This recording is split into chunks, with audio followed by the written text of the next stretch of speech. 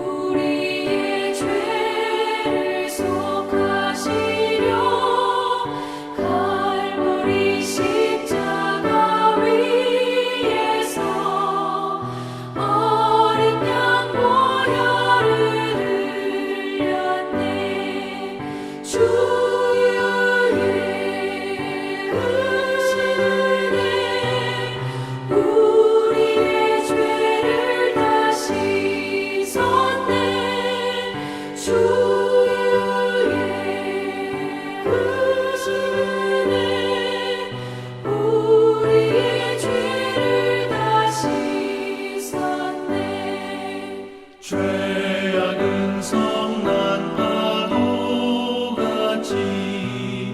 우리 영혼을 위협하나 헤아릴 수 없는 주 은혜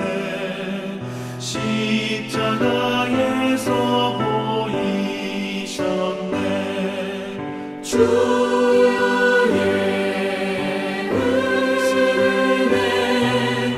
우리의 죄를 다 씻었네. 주의 은혜 우리의 죄를 다 씻었네.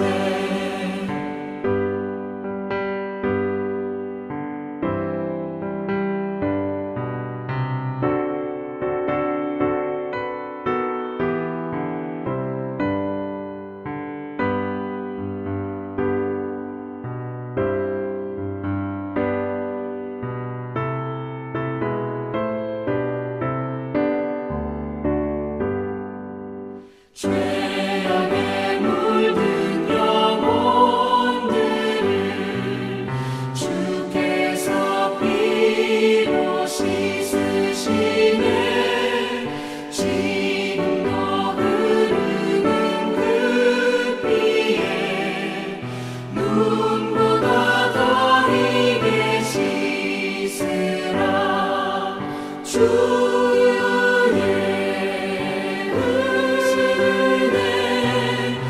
우리의 죄를 다 씻었네. 주의 은혜 우리의 죄를 다 씻었네. 피할 수 없는 그 은혜를 믿는 자에게 형제여 주 앞에 나와서 더 지체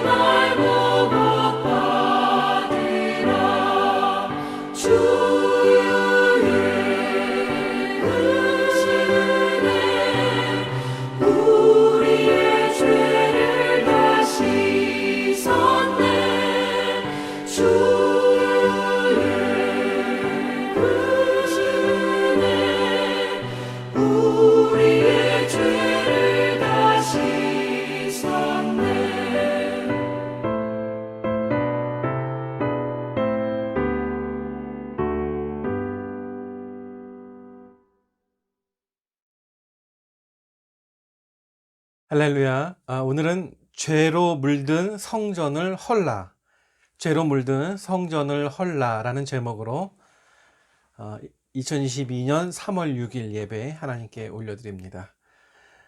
여러분, 우리는 우리를 구원해 주시고 나를 사랑해 주시는 예수님 때문에 교회를 다니죠. 예, 맞습니다. 그렇다면 그런 예수님은 어떤 모습을 갖고 계실까요? 오늘 설교는 이런 질문으로 한번 시작을 해봅니다. 우리가 사랑하는, 우리를 구원해 주시는 예수님은 어떤 모습일까? 저처럼 등치가 좋으실까요? 아니면 호리호리하실까요? 미남이실까요? 아니면 무섭게 생기셨을까요? 우리는 몰라요. 알 수가 없습니다. 우리가 직접 육신의 예수님을 뵌 적은 없지만 말씀을 통해서 이렇게 그려보면 이렇게 좀 생각해 볼 수 있을 것 같아요. 병든 자와 귀신에 들린 자를 불쌍히 여기셔서 고쳐주시고 하나님의 말씀을 가르치시는 온유하고 겸손하신 그런 모습의 예수님, 그런 예수님의 모습을 우리가 말씀을 통해 생각해 볼 수 있다, 그렇게 생각을 해봅니다.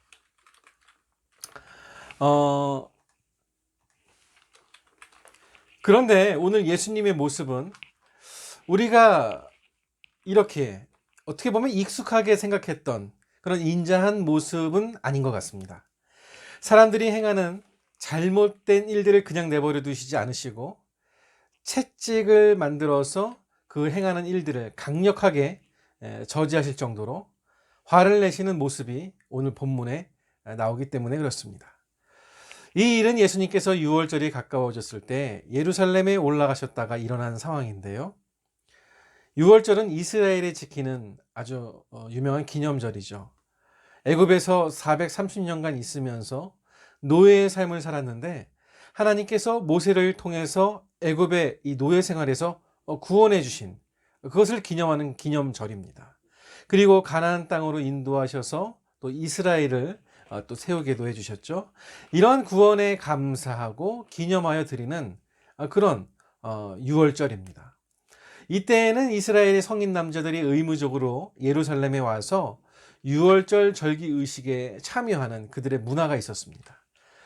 한국으로 말하면 광복절, 미국으로 말하면 독립기념일의 의미를 갖는 그런 날이기도 합니다.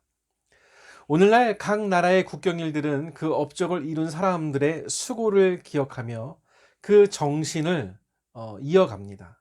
또 잊기 위해 노력을 하죠. 그런데 이스라엘은요, 좀 그렇지 않습니다. 출애굽에서 가장 부각이 된 사람이 모세인데요. 하지만 그들은 모세를 기념하여 절기를 지키지 않습니다. 모세는 단순히 하나님의 쓰임을 받았을 뿐 유월절의 주인, 유월절의 의미는 하나님으로부터 구원이 왔음을 그들이 알고 인정하기에 모세가 아닌 하나님께 감사하며 제사를 지내는 것입니다. 우리 주변에 일어나는 각종 사건도 우리가 좀 이렇게 생각해 볼 필요가 있는데요. 눈으로 볼 때는 사람들을 통해서 여러 가지 사건들이 일어나고 해결되는 것 같지만 사실 하나님의 주권이 그 가운데 있는 줄, 그러니까 하나님이 하시는 줄로 저는 믿습니다. 그러기에 성도는 늘 하나님의 주권을 깨닫고 그의 행하신 일들을 믿음으로 받아들이고 또한 그 뜻대로 순종하면서 이 땅, 이 세상에서 살아가야 한다는 것이죠. 예수님도 유월절이 되었기에 예루살렘에 올라가셨습니다. 그리고 성전 안에 들어가시죠. 그런데 그 성전 뜰 안에서 예수님을 분노케 했던 일이 발생을 합니다. 오늘 말씀을 통해서 성전 안에서 일어난 일들이 무엇인지를 살펴보면서 우리가 그리스도의 몸된 교회요 지체로서 주님께서 원하시는 모습대로 잘 세워지고 있는지에 대해 고찰해보는 시간 갖도록 하겠습니다. 먼저 예수님께서 채찍을 만들면서까지 분노하신 이유는 하나님의 성전이 장사하는 집이 되어버렸기 때문입니다. 유월절 절기가 다 되었을 때 예루살렘에 도착한 예수님은 성전 안을 이렇게 들어가셨는데요. 성전은 크게 네 영역으로 구분되어 있어요. 성전 안에 들어가면 이방인의 뜰이 처음에 있고요. 이방인들은 첫째 뜰까지만 들어올 수 있습니다. 그리고 그 다음은 여인들의 뜰, 그러니까 여인들은 이 뜰 안까지만, 또 거기를 지나면 유대인 남자들이 들어갈 수 있는 이스라엘의 뜰이 나오고요. 그리고 그것을 지나게 되면 성소와 지성소 건물이 있는 제사장의 뜰이, 그런 공간이 나오는데요. 이러한 구성은 각 공간을 지나가면서 거룩하신 하나님 앞으로 더욱 가까이 나아가는 또 의미를 갖고 있기도 합니다. 그런데 예수님께서 성전 처음 뜰인 이방인의 이 공간에 들어가셨을 때에 이제 이 본 장면인데요. 그곳에서 예수님께서 이 소와 양과 비둘기 파는 사람들과 돈 바꾸는 이 환전하는 사람들이 앉아 장사하는 모습을 보셨던 겁니다. 예수님은 이 모습을 보시고 그냥 놔두시지 않으시고 주변에 있는 이 끈으로 이 채찍을 만드셔서 그 장사하는 일들을 하지 못하도록 이게 막 다 쫓아버리신 거예요. 그리고 이렇게 말씀하시죠. 내 아버지의 집으로 장사하는 집을 만들지 말라. 그들을 향하여서 엄히 경고하셨습니다.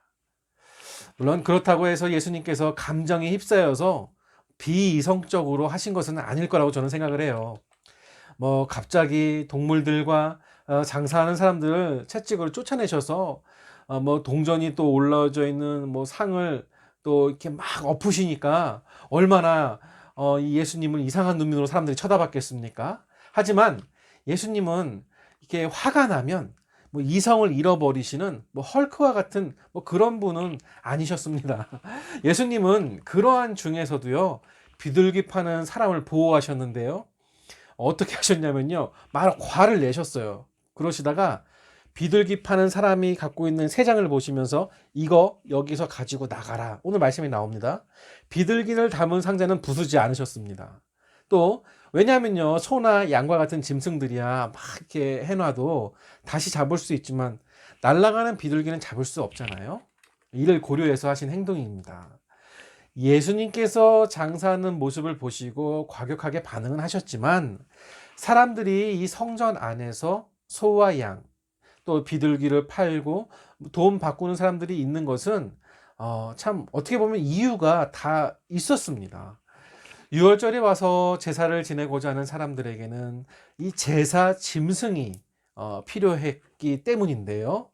자신이 키우던 짐승을 제물로도 바칠 수 있었지만 멀리서부터 제물을 가지고 오기도 힘들었고, 만약 가지고 오다가 이 짐승이 다치거나 상하게 되면 이 제물로 바칠 수가 없었기에 그들이 부득이하게 이곳에 와서 준비되어 있는 짐승을 제사 제물로 샀던 것입니다. 그래서 성전의 책임자 되는 대제사장의 주도 아래에서 제물로 쓸 짐승들을 준비하고 이를 사도록 이제 어떻게 보면 배려를 한 거죠.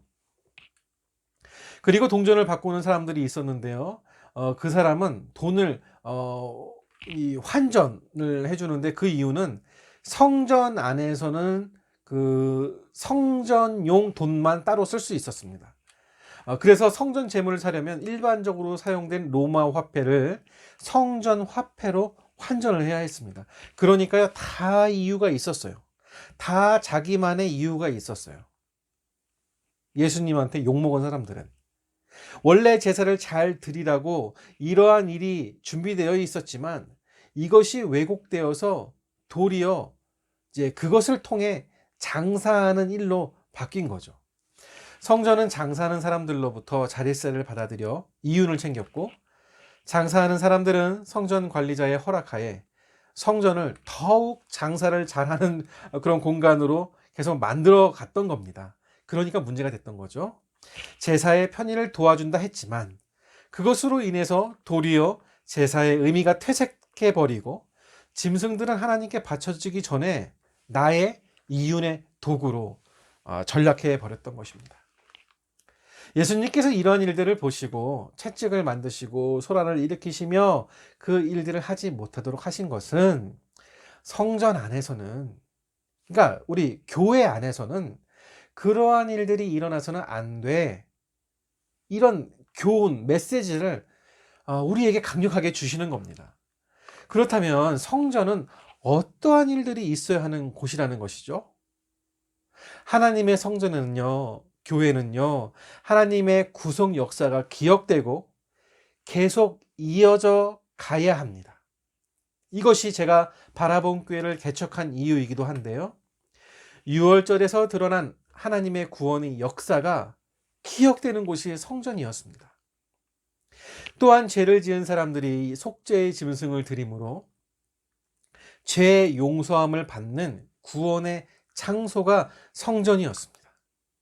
또한 하나님을 향한 구원의 간구, 간절한 기도가 이루어지는 곳이 성전이었습니다. 오늘의 교회와 마찬가지죠. 마태복음 21장 13절에 이렇게 이야기합니다. 그들에게 말씀하시기를 내 집은 기도하는 집이라고 불릴 것이다 라고 기록되었는데 너희가 그것을 강도들의 소굴로 만들고 있다 하셨다.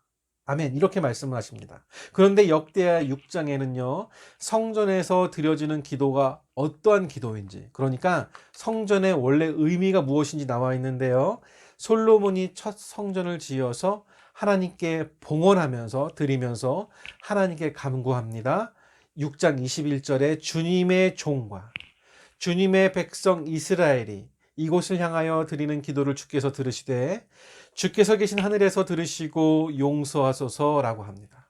네, 교회에서 드리는 기도, 교회의 의미, 성전의 의미가 이것입니다. 기도하는 곳, 하나님께서 우리의 기도를 들으시는 곳, 또 우리를 용서해 주시는 곳이 바로 우리가 다니고 있는 교회라는 것입니다.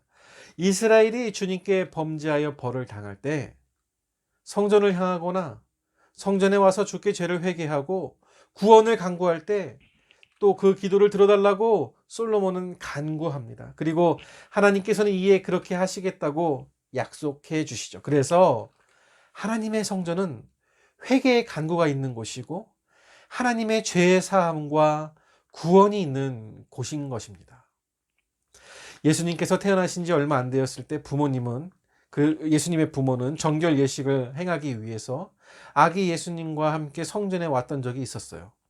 그런데 그때 성전에서 시므온과 안나를 만납니다. 그들은 이스라엘 구원을 위해서 성전에서 기도하는 사람들이었습니다. 네, 성전에서 먼저 이루어져야 할 기도는 하나님의 구원에 대하여 드리는 기도입니다. 나를 구원해 주시고 우리를 구원해 주시는 하나님 감사합니다. 계속 구원해 주시옵소서, 이런 기도입니다. 그리고 죄를 회개하고 하나님께로 왔을 때 하나님의 구원 응답이 있는 곳이 바로 하나님의 성전이 되는 것이죠. 그런데 예수님께서 성전 안에 들어가셨을 때 하나님의 구원에 대한 감격과 감사, 기도 이런 것보다는 강도들의 소굴과 같이 되어버린 성전을 보시면서 한탄을 하셨던 것이죠. 성전이 성전되지 못하게 되었을 때 예수님은 채찍을 들으셨던 것입니다. 여러분, 오늘 이 땅의 교회들이 정말 마음에 담아야 될 오늘 말씀 아닌가 생각합니다. 교회가 교회되지 못하였을 때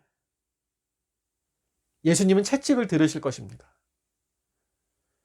그렇다면 이렇게도 생각할 수 있겠죠. 우리 성도가 성도답지 못하였을 때 역시 예수님은 채찍을 들으실 것입니다.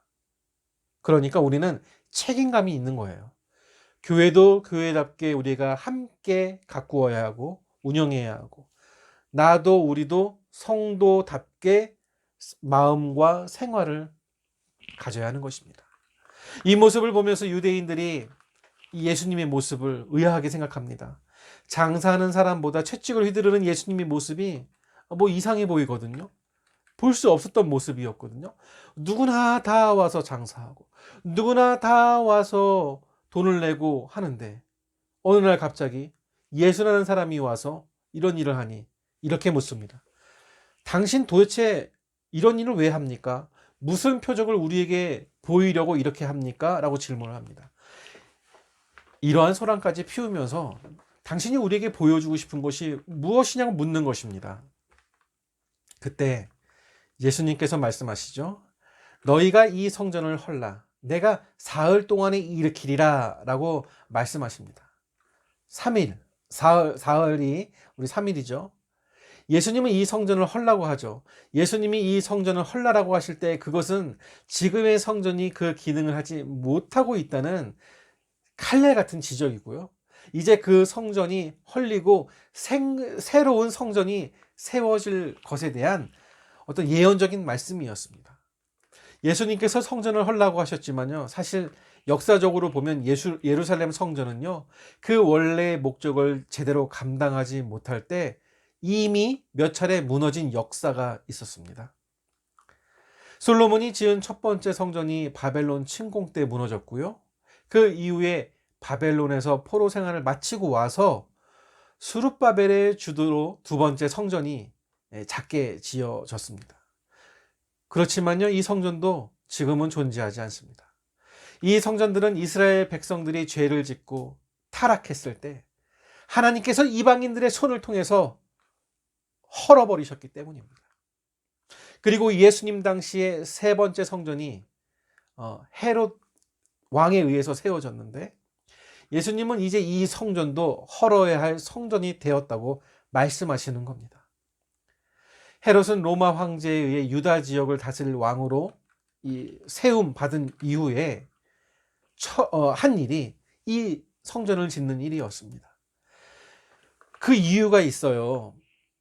헤롯이 하나님께 잘 보이기 위해서 그런 것이, 하나님을 섬기기 위해서 그런 것이 아니라, 헤롯이 지배하고 있는 유대인들의 마음을 사서 자신의 통치를 쉽게 하고자 성전 건축을 시작했고, 그 이후에 46년간 몇 차례에 걸친 공사를 통해서 성전이 완공된 것입니다.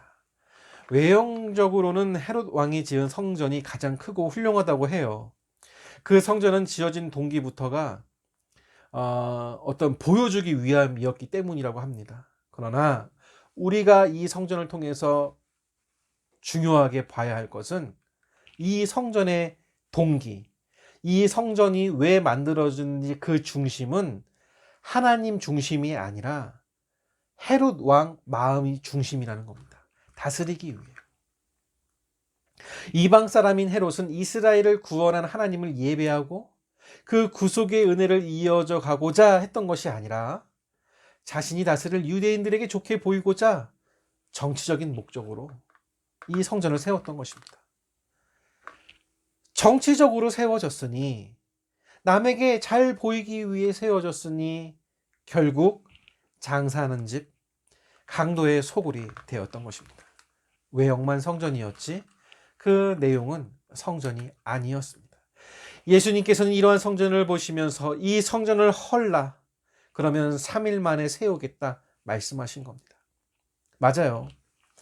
예수님의 말씀은 너무나 귀하십니다. 여러분, 우리의 신앙의 모습 속에서도 예수님께서 우리를 보실 때 허물어 버려야 하는 것이 있는지를 우리 점검해 봐야 합니다.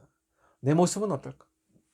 예수님을 믿는 외형적인 모습은 있는데 나의 내면에는, 내 안에는 예수 그리스도의 구원의 감격은 사라지고 다른 생각과 감정으로, 이 땅의 고민과 근심으로, 나의 앞날과 여러 가지 그런 걱정들로 인해 가득 차 있지는 않은지 살펴봐야 합니다. 예수 그리스도의 십자가 사랑과 은혜에 기초하지 않은 성전 신앙의 모습은 허물어질 수밖에 없는 것입니다. 구원의 감격 없이 하나님께 드려지는 예배와 봉사도 허물어질 수밖에 없습니다. 하나님의 유익이 아니라 나의 유익을 위해 행해지는 장사하는 자들과 같기 때문입니다. 그러한 동기를 가진 신앙은 흔들릴 수밖에 없고 무너져 내릴 수밖에 없습니다. 이제 예수님은 헤롯의 성전이 헐더라도 새로운 성전을 3일 만에 세우시겠다고 하십니다. 예수님께서 세우시겠다는 성전은 예루살렘에 있는 건물로 된 성전이 아닙니다. 2장 21절의 말씀과 같이 예수님께서 3일 동안에 일으킬 성전은 성전된 자기 육체를 가리켜 말씀하신 것이라 하셨습니다. 곧 예수님께서 십자가에 죽으셔서 3일 만에 다시 살아나심으로 세워질 성전을 말씀하고 있는 것입니다. 예수 그리스도의 죽으심과 부활은 하나님의 세상을 향하신 구원의 사건입니다. 예수님의 육신을 통하여서 하나님의 구원이 이루어졌고 진정한 하나님의 성전이 되신 것이죠. 이제 예수님의 육체의 죽으심과 부활을 통해서 새로운 성전 시대가 열린 것입니다. 그리고 예수님이 이후에 예수님의 몸이 되어서 성전의 역할을 감당하는 것이 교회가 되었고 우리가 되었던 것입니다. 에베소서 1장을 통해서 하나님께서는 이렇게 이야기하십니다. 교회는 그의 몸이니 만물 안에서 만물을 충만하게 하시는 이의 충만함이니라 라고 우리에게 말씀해 주십니다. 네, 교회는 그리스도의 몸입니다. 그러기에 교회에서는 성전에서와 같이 하나님의 구원에 감사하여 예배하고 주님을 높이는 곳이 되어야 합니다. 주님의 몸된 교회는 우리의 죄가 고백되고 죄 사함 받는 구원의 역사가 이루어지는 곳이기 때문입니다. 그렇기 때문에 우리의 예배가 하나님 중심, 신앙 중심이 되어야 하고 또 우리의 섬김 속에서 그런 은혜가 살아나가는 역사가 가득한 그런 교회가 되어야 할 것입니다. 예수님께서는 강도의 소굴이 되고 장사하는 곳이 된 성전을 허무시고 당신의 몸으로 구원을 이루셨고 성전을 세우셨습니다. 그리고 이제 주님의 몸된 교회를 통해서 그 일들이 선포되며 구원의 역사가 그리고 기도의 역사가 이루어지게 되었습니다. 저는 오늘 이 말씀 장면을 보면서 여러 가지 생각을 좀 해보았습니다. 겉으로 보기에는 분노에 찬 모습일지 모르지만 예수님의 속마음은 아마 너무 아프지 않으셨을까, 슬퍼하지 않으셨을까 생각을 해보았습니다. 우리는 예수님께서 성전에서 장사한 이들을 쫓아내시면서 가지셨던 슬픔을 아마 느낄 수 있을 것 같습니다. 이 성전을 헐라라고 했을 때 주님의 전이고 주님의 집이고 주님이 계신 곳인데 그런 것을 헐라고 아마 그 아픔, 안타까움, 슬픔 그런 것을 우리가 느낄 수 있지 않을까요? 예수님께서는 이 땅에 진정으로 하나님의 구원이 기억되고 지속되는 하나님을 찬양하는 노래가 계속 이어지는 참된 성전이 세워지기를 너무나 바라셨을 것입니다. 그런데 성전이 하나님의 거룩하신 구원의 사건을 제대로 드러내지 못하고 사람의 유익을 위한 도구로 전락하였을 때 아파하셨지만 분노하셨습니다. 그리고 예수님은 이 성전을 헐어버리라고 하셨습니다. 잘못된 성전인 거죠. 이러한 성전은 있을 필요가 없다는 것입니다. 진정한 성전이 필요하고 그 성전을 예수님께서 자신의 몸으로 세우겠다고 하셨습니다. 예수님은 이 땅에서 하나님의 구원의 기쁨과 간격이 있는 참된 성전을 세우시길 원하셨습니다. 그리고 예수님의 육체의 죽음과 부활을 통해서 구원을 그 몸으로 이루시고 몸소 이 땅의 성전이 되신 줄로 믿습니다. 그뿐 아니죠. 교회를 당신의 몸으로 삼으셔서 예수님의 몸으로서 성전의 일을 교회로 감당케 하셨습니다. 그러기에 교회는 예수 그리스도의 구원의 은혜를 기억하고 이 일을 이루신 하나님을 예배하는 온전한 곳이 되어야 합니다. 오늘 말씀을 정리하겠습니다. 오늘 말씀은 우리에게 성전을 성전되게 하지 못했던 일들을 헐어버려라 말씀하십니다. 자신의 유익을 위한 도구로 전락시키는 장사하는 자들과 같은 모습은 무너져 버려야 합니다. 하나님의 뜻이 아니라 나의 뜻을 관철하기 위해 신앙생활을 하는 성전을 찾는 교회를 찾는 모습은 허물어져야 합니다. 늘 예수 그리스도의 구원의 십자가 감격으로 예배하며 살아가는 우리가 되어야 하겠습니다. 우리의 더러운 죄를 회개하며 구원의 응답이 있는 기도의 삶을 우리는 살아야 하겠습니다. 다른 영혼을 구원하기 위한 선교의 사명을 감당하며 우리는 살아가야 하겠습니다. 저와 여러분도 예수 그리스도와 같은 마음을 가질 수 있기를 원합니다.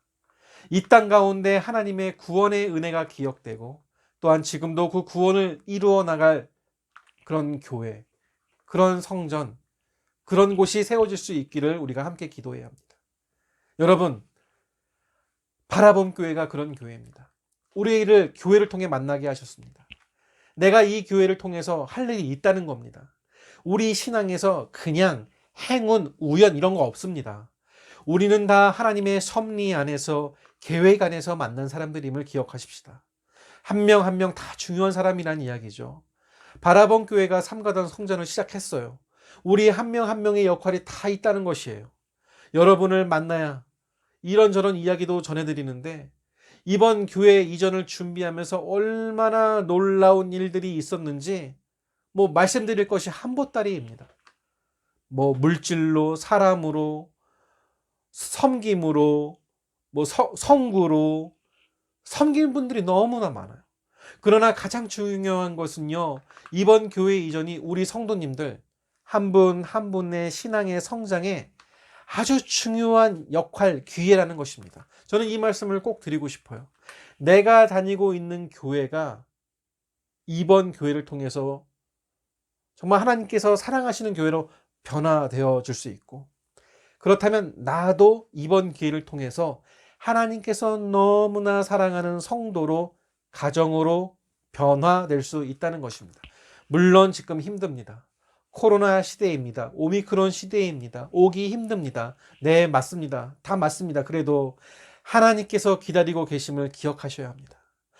어떠한 방법으로든 교회에 오셔야 하고, 어떠한 곳에서라도 하나님께 예배를 온전히 드리셔야 합니다. 헌금 생활, 기도 생활, 예배 생활 꼭 하셔야 합니다. 하나님이 우리를 보고 계시고 부르고 계십니다. 와서 섬기라, 마음을 더해라, 기도해라, 나와 함께 일하자. 여러분, 바라봄 교회 삼가동 이전은 우리에게 정말 좋은 기회입니다. 그렇게 우리가 하나 된다면 우리 바라봄 교회를 예수님께서 보시면서, 또 우리 교회와 개인의 신앙을 보시면서 그 성전을 헐라라는 말이 아니라 성전된 내 몸의 역할을 너는 잘하고 있구나 라는 칭찬을 받으시는 하나님의 구원의 은혜와 감격, 그리고 그 역사를 지속하는 교회, 바라봄 교회로서의 역할을 잘하고 있구나 축복해 주시는 그런 교회와 인생 될 줄 믿습니다. 그런 성도의 은혜를 만끽하시는 여러분들 되시기를 이 시간 간절히 축복합니다. 기도하겠습니다. 하나님, 오늘 말씀을 통해 나를 구원해 주신 주님을 사랑하고 그 사랑을 기억하며 잘 가꾸어야 함을 알게 되었습니다. 주님께서 성전의 더러운 것들을 물리치시는 모습을 보며 나의 마음속에도 주님과의 관계를 부정하고 또 화나게 하고 죄의 벽을 만드는 이 악한 죄들을 물리쳐야 함을 깨닫게 되오니 주님, 우리에게 주의 은혜를 부으사 죄를 물리쳐 주시고 근심 걱정 물리쳐 주셔서 일평생 주님 향한 사랑의 노래, 찬양 부르며 감사의 눈물 흘리는 복된 인생 되어질 수 있도록 주님, 우리를 이끌어 주시옵소서. 사랑의 하나님, 이 시간 예배를 드리며 정성껏 준비한 헌금을 드립니다. 어려운 상황 속에서도 사업과 직장의 수입을 가지고 주님 앞에 구별하여 드리오니 11조와 각종 헌금을 받으시고 드린 손길 위에 하늘의 복을 허락해 주시옵소서. 또 이 헌금으로 교회의 운영에, 전도에, 선교에 귀하게 사용되게 하시고 저희 교회가 삼가동 성전 공사를 진행하면서 물질로 어렵지 않게 하시고 교회가 필요한 것들을 충분히 채워주시는 놀라운 일들을 경험케 하여 주시기를 간절히 소원합니다. 우리의 성도들이 먼저 섬기게 하시고 먼저 복받게 하시고 그렇게 교회를 위해 섬겼더니 내가 주님께 복을 받았다 간증 고백하는 인생 되어지길 간절히 소원합니다. 또한 오늘은 장학 헌금을 성도님들의 가정에 드립니다. 교회가 우리 자녀들에게 책을 보도록 지원할 수 있는 물질 주심에 감사드리오며 앞으로도 더 많은 섬김을 할 수 있는 교회가 되도록 주님 부흥을 허락하여 주시옵소서. 또한 우리 성도님들의 사업장, 가정, 새롭게 시작하는 새 학년 위에 주의 은혜를 더하시고 또한 육체의 고통으로 신음하는 성도들이 있습니다. 위로하시고 은혜를 더하사 건강함으로 주님 잘 섬기도록 주여 그들을 인도하여 주시옵소서. 또한 선교지에서 사역하시는 선교사님들, 특별히 아버지 이 땅에서 우크라이나에서 너무나 많은 피를 흘리고 있습니다. 고통당하는 백성들을 기억하시고 그 땅에 하루속히 평화의 날이 오도록 주님께서 보호해 주시기를 간절히 소원하오며, 지금은 바라본 교회 성도와 우리의 자녀들 위해, 그리고 교회와 선교지 선교사, 특별히 우크라이나에서 고통당하고 있는 백성들 위해 우리 주 예수 그리스도의 은혜와 하나님 아버지의 그 크신 사랑하심과 성령님의 감화 감동 축복 인도하심이 지금부터 영원토록 함께 계실지어다. 아멘.